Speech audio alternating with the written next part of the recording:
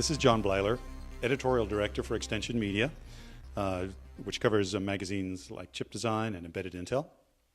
Tonight, I have the pleasure of speaking with Dr. John Dupre, a professor at the University of Exeter. And let me jump right into it. Your interest is in the biological and social sciences. You once said that the biological and social sciences aim to tell us about things in which we had a profound interest, and it actually predates modern science.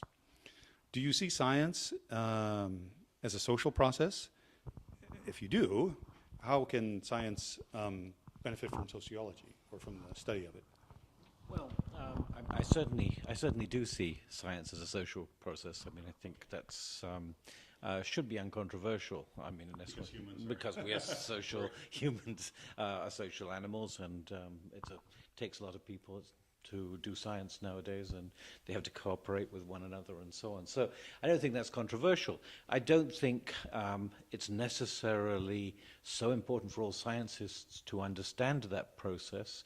I have a quote that we enjoy in philosophy of science, which is say, scientists often understand science as well as fish understand hydrodynamics.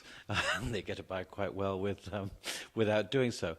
But I think that for those of us who are interested in trying to understand science, then we certainly should be interested in the social dynamics, the social organization and so on, that is characteristic of science and maybe varies from one science to another and so on.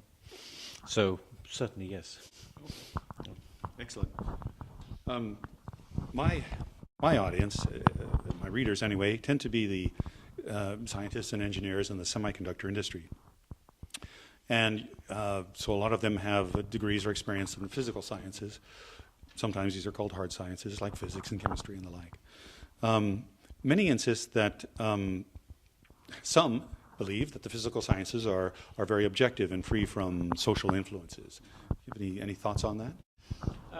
Yeah, I mean, I've when I've reflected on this, something else which is sometimes sounds a little controversial, but till I explain it, is that one of the reason that things sometimes seem entirely objective is that, to put it bluntly, most people don't care about it. Now, of course, I don't mean that we shouldn't care about mathematics or physics, but perhaps most people don't. But here one has to, I think, make a very sharp distinction between theoretical and applied areas. Now, this isn't a simple distinction. If I had another hour, I'd go on and break it down and make it problematic. But I think there's an obvious difference between theorizing about atomic physics and, let's say, building a power station.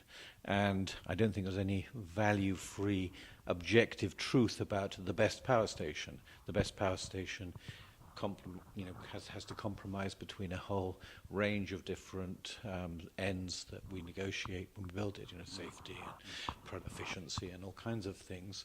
But on the whole, the things that theoretical physicists say about the structure of atoms don't engage directly with things that are of human importance. So, for example, I mean, in the social and biological sciences, we often have to describe things in a language which is familiar to everyday life and imports a kind of complex, value-laden vocabulary.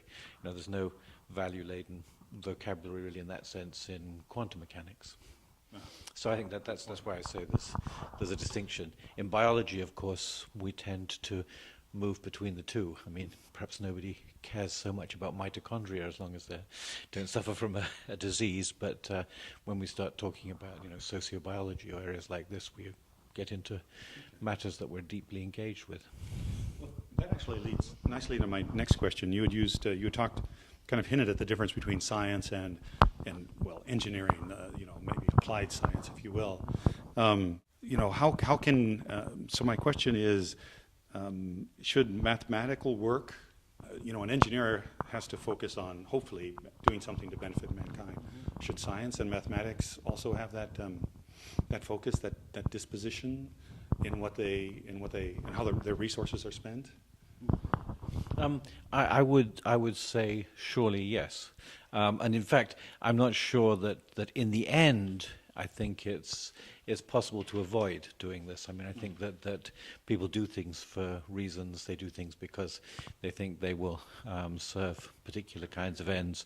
And I guess really in my last comment, I was really thinking of a spectrum of how far away we are from those ends.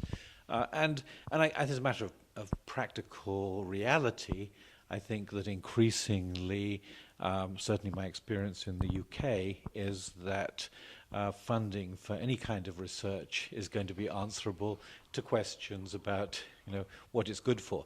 Now, I think obviously one should interpret those questions and appropriate answers in a very broad way, and there's huge dangers in this becoming very counterproductive. But in the end, I think even a mathematician needs to think about, what the possible developments of their work might be, or why somebody might care about them. As opposed to the kind of image of the mathematician laboring away, creating things and leaving it up to others to determine, if they're good, if they're bad, if they're...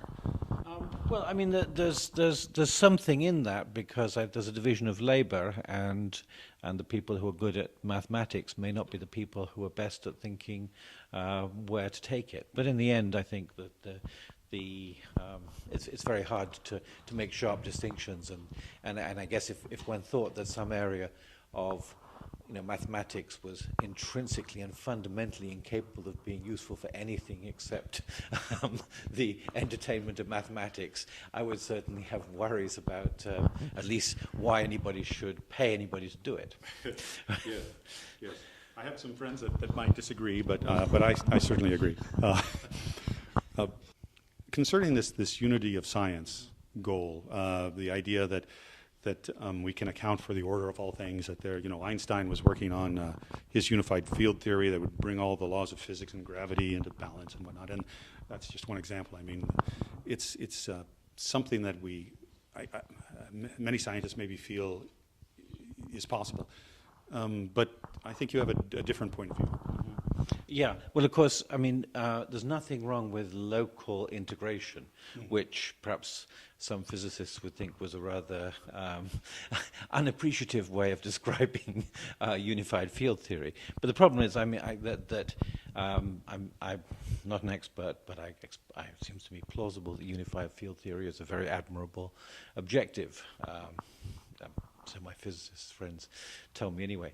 But the mistake, I think, is to suppose that, to suppose that one could unify some physical laws or unite them in some way is a very different thing from saying that the laws or principles or truths in every area of scientific interest are going to somehow follow from those.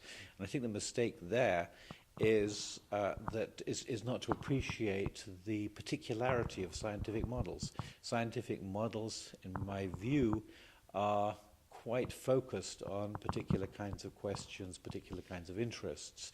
And to put it bluntly, I think the relevance of, whether quantum mechanics or unified field theory to, let's say, human psychology is zero. I mean, there's no reason whatever to think that the concepts and models of fundamental physics have any relevance to the kind of complex entities like ourselves. Yes.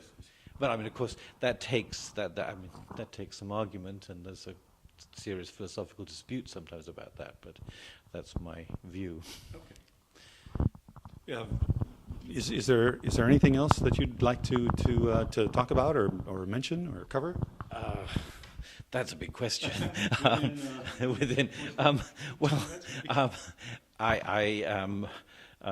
mean, there are many things I'm interested in. I'm not quite sure where to take it next. The relevance of Yes, what's happening with the relevance of philosophy? The relevance of philosophy. Well, I mean, I would be going off on a bit of a tangent in many areas. I mean, some things that I'm interested in now is the neglect of microbiology and fundamentally changes. The neglect, okay. Well, I think that we're only beginning to understand how really life is mostly microbiology. We're mostly microbes, and As opposed to genetics or... Well, genetics is the genetic technologies of what have enabled us to begin to understand something about microbes. I guess, and what the thing that is one of the most interesting things they've led us to understand is that the view of genetics as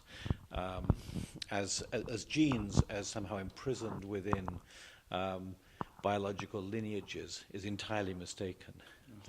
So lateral gene transfer in microbes is just something that's beginning to be understood, and I guess sometimes the realization that 90% of the living entities on the planet are viruses, which are basically just DNA vehicles. Lovely. We breathe in DNA in this form and packaged in these kinds of entities all the time. And certainly within the microbial world, the microbe DNA is moving around quite regularly between often distantly related organisms. So I think it's a lever that genetic technologies have given us a way into to really question some very fundamental ideas we have about the history of life, evolution, and indeed about ourselves, because I say the realization, for example, that we're, 90% of the cells in our body are microbes. They're not just living there as a convenient niche. They're part of the system that makes us functional. There's a lot of very fascinating things there, but of course it's all tied up, genetics and genomics, as that's developed lately. Well, this is actually, I think, relevant. I mean, because genetics, I keep saying genetics, but microbes and whatnot, and semiconductors, and mapping of DNA, and, we look at it simply, I guess, kind of as the building of a biological computer. We think of memory and process and whatnot, but it seems to me that there's going to start to be more and more crossover, and maybe that'll help reshape some of our views on microbes and everything else as well. Well, I think there's very interesting parallels. I think there are perhaps some equally interesting differences in the systems, but I think the comparison is going to be really useful. And of course, one of the things that one of the parallels that's always made is between Moore's law, which I'm sure is familiar to you, and the only thing that's exceeded it by a lot that I'm aware of is the rate of improvement of genomic sequencing technologies, which are often compared to Moore's law, but actually have grown much more rapidly than that even. Well, nowadays you can actually get some desktop machine that will sequence megabytes. I can't remember the exact numbers, but human genome. And that's just within the last 5 years or something? Yeah, that's about. I mean, it's fantastic growth of the technology, and this gives us an awful lot of data to do some quite interesting things with. Though again, of course, as I said at the beginning about the partial perspectives, we should always remember that a piece of sequence is a very abstract representation of a very complex molecule. So it's a good example, I think, of the dangers of forgetting that. Some people seem to think that a bit of sequence is the secret of life or the book of life or some such nonsense. And of course, it's nothing of the kind, but it's a very interesting representation of a part of the system. Thank you, sir, for talking, sharing this interview. This is part of the Linus Pauling lecture series. Terry Bristol is the director. And if you want to learn more, the URL is www.isepp.org.